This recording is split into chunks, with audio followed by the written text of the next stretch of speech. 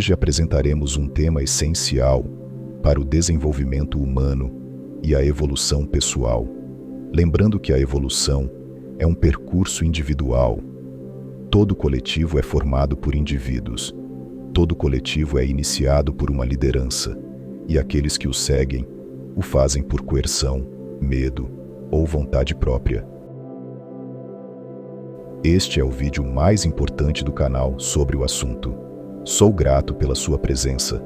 Assista até o final e certamente você será uma versão ainda melhor. Curta, comente e compartilhe. Assim daremos o melhor em cada novo conteúdo.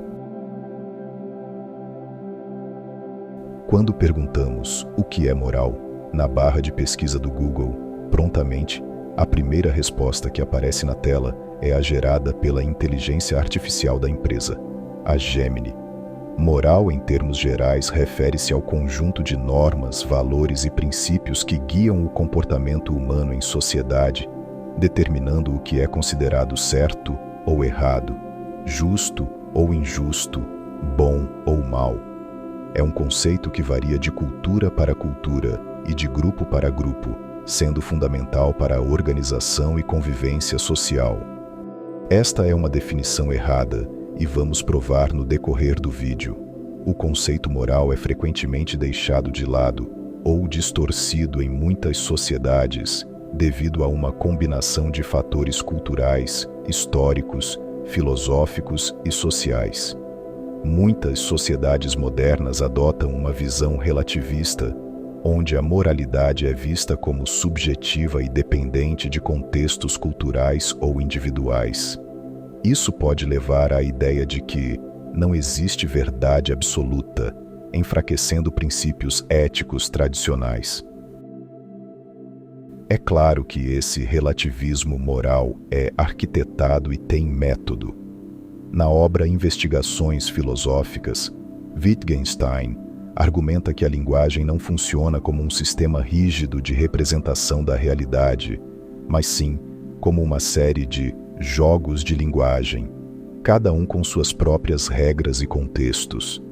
Se aplicarmos essa ideia à ética, os conceitos morais como justiça, bem e mal, ou certo e errado, não teriam um significado fixo e universal, mas variariam conforme os jogos de linguagem de cada comunidade ou cultura.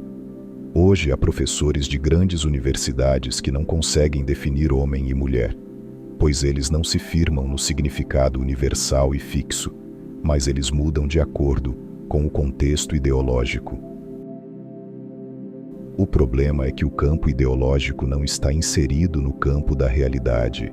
Esta realidade é percebida diretamente pelos 5 sentidos, o que pressupõe o fato de que há elementos dessa realidade que não podem ser percebidos diretamente pelos 5 sentidos. Por exemplo, a cor ultravioleta, ela não pode ser observada pelo olho humano, mas pode ser medida através de equipamentos específicos. Tudo que se manifesta na matéria foi idealizado primeiramente no campo sutil e no campo mental. Mas nem tudo que é idealizado se manifesta no campo da matéria. Isso ocorre porque o cosmo possui uma arquitetura com leis, e essas leis não podem ser quebradas. Se um indivíduo idealizar um boi voando, ele estará ferindo leis cósmicas. Logo, essa ideia não se manifestará na matéria.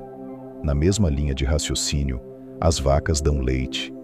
No campo ideológico, um indivíduo pode afirmar que touros também podem dar leite. Mas essa ideia jamais se manifesta na realidade, porque ela fere princípios básicos cósmicos. Ainda assim, se um indivíduo indivíduo tenta ordenhar um touro, porque ele acha que ele pode dar leite, isso só mostra que esse indivíduo precisa cuidar da própria sanidade mental. Wittgenstein não era um relativista radical, mas sua teoria mina a ideia de uma ética universal, fundamentada na razão ou em fatos objetivos. Se a linguagem moral funciona dentro de formas de vida, então não faz sentido buscar uma verdade moral fora desses contextos. Isso se aproxima do relativismo cultural, pois sugere que diferentes sociedades podem ter jogos de linguagem morais incompatíveis, sem um critério externo para julgar qual está certo. Se cada cultura define o que é bem e mal dentro de seu jogo de linguagem, como condenar práticas como escravidão ou genocídio em outras culturas? Agora fica claro que é uma armadilha afirmar que moral pode variar de cultura para cultura. Moral está acima de cultura, leis e opiniões pessoais. Sempre existiram traços perversos e nocivos em todas as culturas. Sempre houveram na história da humanidade leis injustas, e pessoas sem nenhum grau mínimo necessário opinaram sobre moral. Agora vamos apresentar a moral sob as óticas dos maiores pensadores da humanidade. Será que eles convergem na definição deste conceito extremamente importante para a humanidade? Vamos lá. Para Sócrates, 469 a 399 a.C., a moral estava intimamente ligada ao autoconhecimento. Ele acreditava que agir moralmente era agir de acordo com a verdadeira sabedoria. Ninguém fazia o mal de propósito. O erro moral era fruto da ignorância. Para ele, virtude é conhecimento, e a busca pela verdade interior levaria naturalmente a ações corretas. A moralidade era, portanto, uma conquista individual, através do questionamento e da reflexão. Discípulo de Sócrates, Platão, 427 a 347 a.C., via a moral como a prática da justiça e da harmonia interior.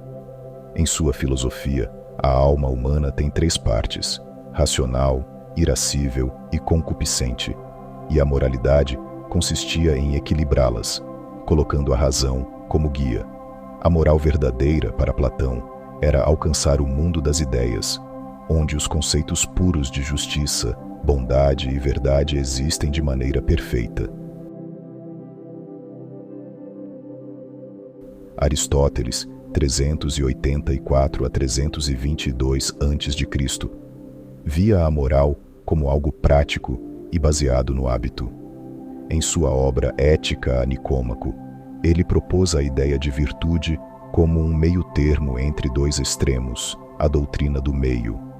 A moralidade, para ele, era desenvolvida pelo exercício constante das virtudes, levando à realização da natureza humana e à conquista da eudaimonia, felicidade plena. Pitágoras, cerca de 570 a 595 a.C., além de matemático, também foi um importante pensador espiritual. Para ele, a moral estava relacionada à harmonia da alma. Ele pregava valores como a moderação, a pureza e o respeito às leis cósmicas. A moralidade pitagórica envolvia práticas como a bondade com os outros seres vivos e a busca pela sabedoria, visando a evolução da alma.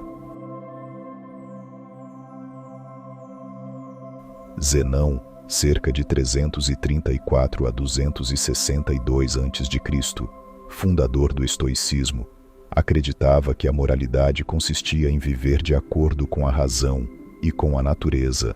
A verdadeira felicidade era alcançar a autossuficiência interior, a ataraxia, sendo indiferente ao prazer e à dor.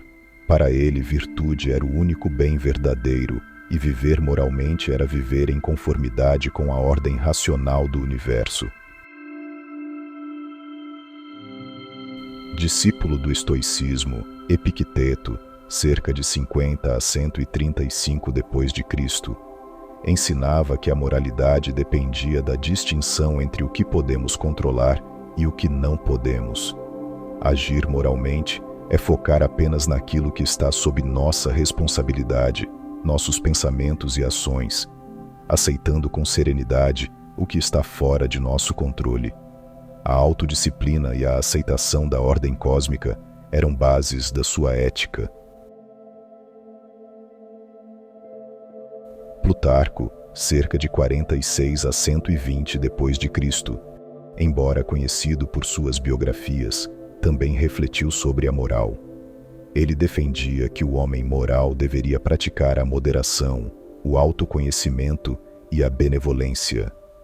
Para Plutarco, a moralidade era um esforço contínuo de aperfeiçoamento pessoal, cultivando virtudes tanto no âmbito público quanto no privado. Para Confúcio, 551 a 479 a.C., a moralidade era essencialmente relacional. Uma pessoa virtuosa demonstrava respeito, lealdade, piedade filial e humanidade, ren. A moral não era apenas um dever interno, mas a base da ordem social. O cultivo da moralidade pessoal, autoaperfeiçoamento, era o caminho para uma sociedade justa e harmoniosa. Fundador do taoísmo, Lao Tse, cerca de século VI a.C., via a moral como um fluir natural com o Tao, o caminho universal. Para ele, a moralidade forçada era artificial. A verdadeira bondade surgia do alinhamento espontâneo com o Tao, ou seja, viver em harmonia com a natureza, com simplicidade, sem imposições rígidas de certo ou errado. Buda, Siddhartha Gautama, cerca de 563 a 483 a.C., ensinava que a moralidade era o primeiro passo no caminho para a iluminação. Em seu nobre caminho óctuplo, ele incluía a fala correta, ação correta e modo de vida correto. Para Buda, agir moralmente era essencial para reduzir o sofrimento, tanto próprio quanto alheio, e libertar-se do ciclo de nascimento e morte, samsara. Cada mestre, à sua maneira, compreendeu a moralidade como um meio de aperfeiçoamento interno, equilíbrio com a ordem natural ou cósmica e respeito à convivência humana. Essa relação se dá através da razão, da harmonia e da compaixão. A moral era vista como uma força essencial para a evolução do ser. Para agirmos de forma moral, é necessário se despir do ego e do instinto animal. É preciso se observar de fora, como um observador externo. É preciso estar acordado e consciente, sem apegos culturais e emocionais. Para agir com moral, é preciso se desprender de si e se reconectar com o divino. É preciso se abster dos desejos pessoais e fazer o que é certo de forma altruísta. Gostou? Curta, comente e compartilhe. Somos gratos pela sua presença. Até o próximo vídeo.